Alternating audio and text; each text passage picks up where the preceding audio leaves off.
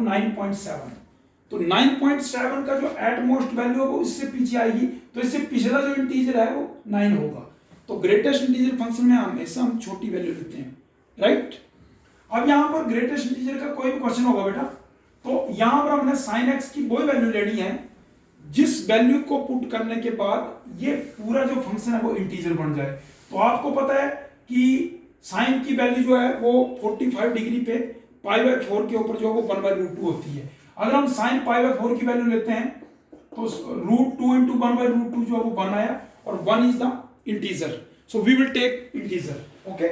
तो इसको हम ब्रेक करेंगे बेटा, 0 से π/4, π/4 से π/2 और π/2 से, अब देखिए कई बच्चे बोलेंगे सर इसको π/2 में ब्रेक करना अच्छी बात है।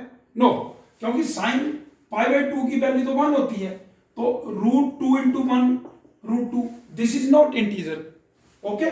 तो हम इसको किस में ब्रेक करेंगे, सेकंड क्वाड्रेंट में, pi minus theta, pi minus π/4, pi minus π/4 क्या होता है बेटा, 3π/4। आपको पता है according to trigonometry second quadrant में जो होता है वो साइन पॉजिटिव होता है, आपको छोटी क्लासों में बताया होगा after school to college, okay. तो सेकंड क्वाड्रेंट होता है पाई माइनस थीटा, तो पाई माइनस थीटा का मीनिंग क्या होगा बेटा, sine and cosecant will be positive and all other values will be negative. ये +1 में आप डिटेल में करते हैं, ठीक है, ट्रिग्नोमेट्री में। तो यहां से आप तोड़ेंगे π/4 टू 3π/4, ओके।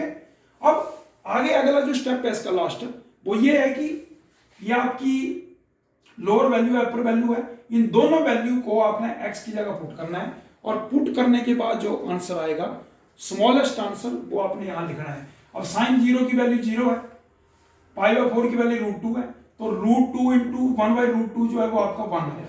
कितना है बच्चों, 1। अब यहां पर 1 और जब 0 बार तो 0 है, तो 0 इज द स्मॉलेस्ट। अब π/4 की वैल्यू कितनी होती है, 1/√2, 3/4 की भी 1/√2 होती है।